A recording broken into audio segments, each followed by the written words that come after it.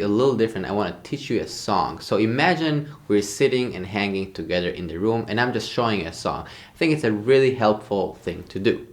The song I'm going to show you is It Could Happen to You. I'm going to show you the chords, I'm going to show you the melody, and then I'm going to show you a few things, how to think about it, how I go about the solo, and what is my approach.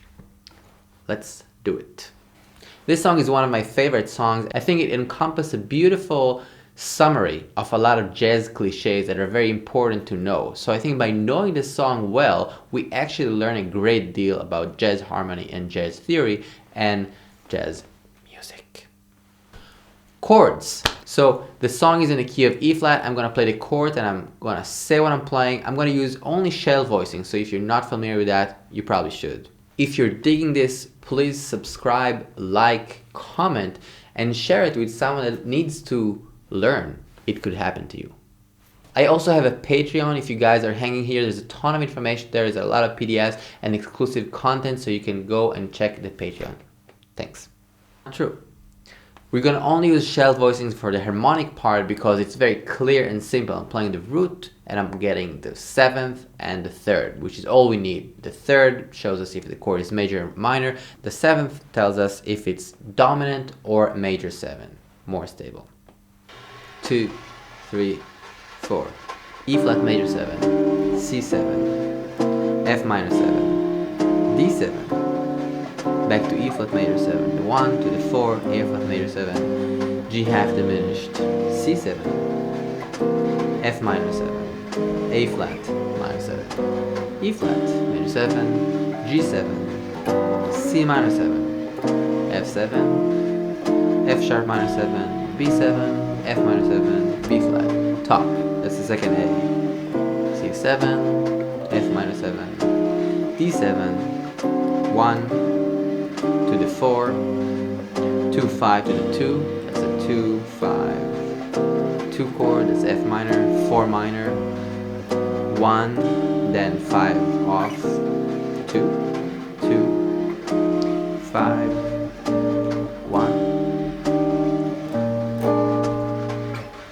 The form of this song is A-B or A-A tag. They're very close, so it's kind of like A tag, a little variation on the A. So by learning the first A, you almost have 100% of the song. Another thing that is very helpful when you're learning these chords is tagging them in harmonic numbers. So instead of saying E flat to C7, I'm telling myself 1, 2, 5 off 2. In that sense, I'm thinking about the song in really a harmonic function, and therefore I can also transpose it and I understand and tag the meaning of the chord. It's not just a random name of like, okay, E flat to C, which is cool. I'm really asking myself what is happening there. Okay, it's the 1 chord that is leading us to the 5 of the 2, secondary dominant, going to the 2, and then the 5 off the 3, which is kind of like a cheat, and then going back to the 1. So again, the idea behind it is try to dive deeper. Don't just learn the chords, know exactly what's happening there. And definitely memorize it. We don't know a song before it's very much by heart. Melody and chords. Let's check out the melody.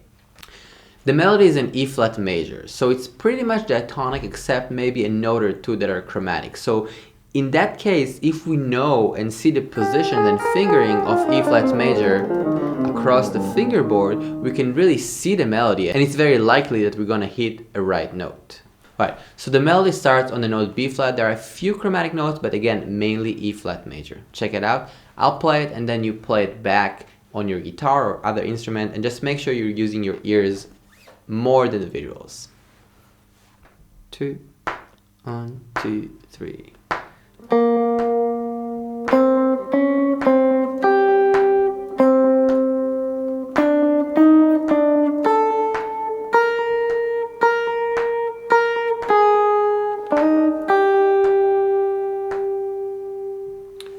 This is the first half of the first A.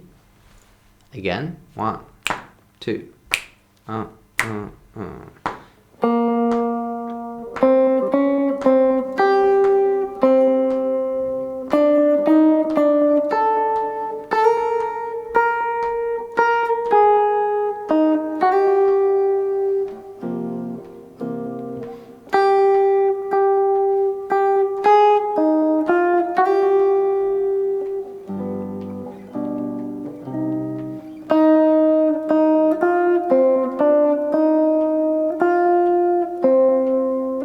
top.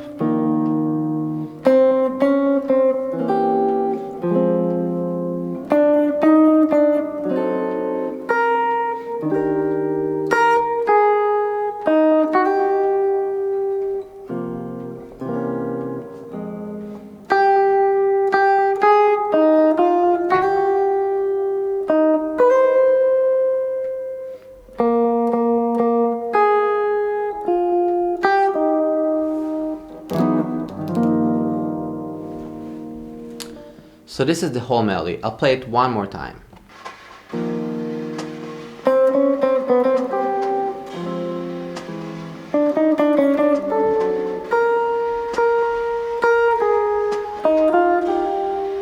Two, 5 to the 2.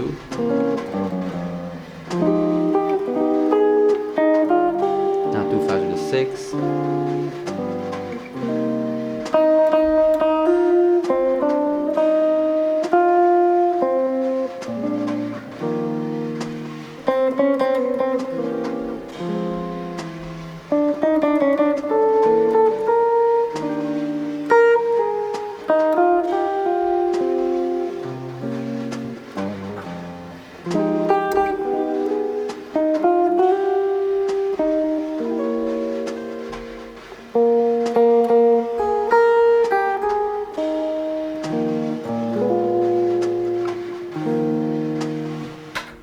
Another thing that helps is to know the lyrics. When I'm playing this melody, I'm actually thinking about the lyrics. I don't know the lyrics for all the songs that I know, but I think it's very helpful for me to know what the song is about and also know what the word that they're singing. So if I know it's like, keep your heart from sight. So it makes sense. It's like, keep your heart from sight. So it makes sense that this phrasing, you can change it a little bit, but it's connected to the word. You can change the melody a little bit as long as it makes sense and kind of like more in the embellishment realm than changing the melody. I would take some time to learn in this key, in the key of E flat, so it's really clear. The fingering is clear, the notes are clear, the relationship to the tonic is clear, and then I would transpose it to the key of C major so you can see it again kind of fresh and clean with numbers. So you can say, oh, okay, the melody starts on the 5. 5 in the key of C is G. Okay, let me find it.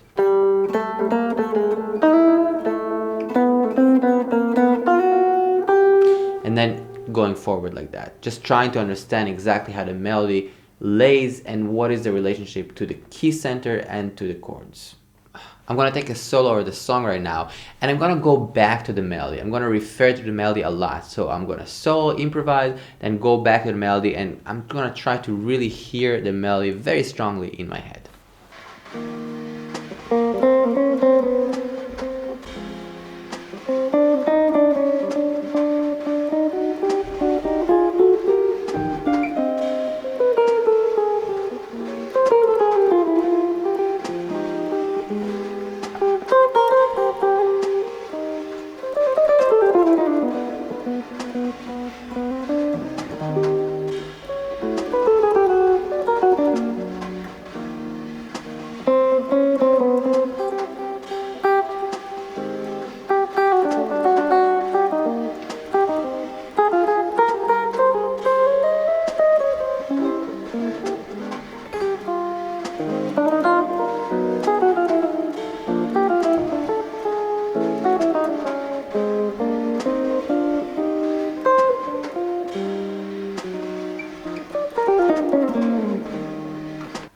So like you're seeing, I'm trying to place some ideas and lines within the framework, but going back to the melody. And the melody is really what's guiding me in this solo.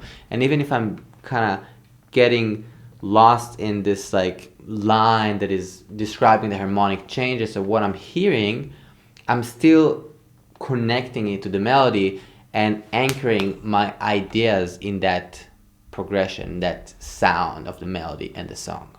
But again, I would try first of all to see the chords in relationship to the melody and to see the center as one big E flat to start with, and then finding those moments. Oh, okay, C7, what is happening? What is the change when we're playing C7? Okay, that E natural leading us to F minor. So I would start by playing simple lines that are connected to the melody on the chord changes, but again around E flat, around C pentatonic. The next step for that would be really articulating each one of the chords with a triad, a seventh chord, or a scale that goes exactly on that chord. Again, for example, C7, we can play C diminished, C altered, etc. to describe that tension, resolve to F minor. Thank you so much for listening. I hope this was interesting. Please let me know if this is helpful actually and you're having fun learning a song like this, and should I do more songs and what songs I should do. I'll see you guys next week.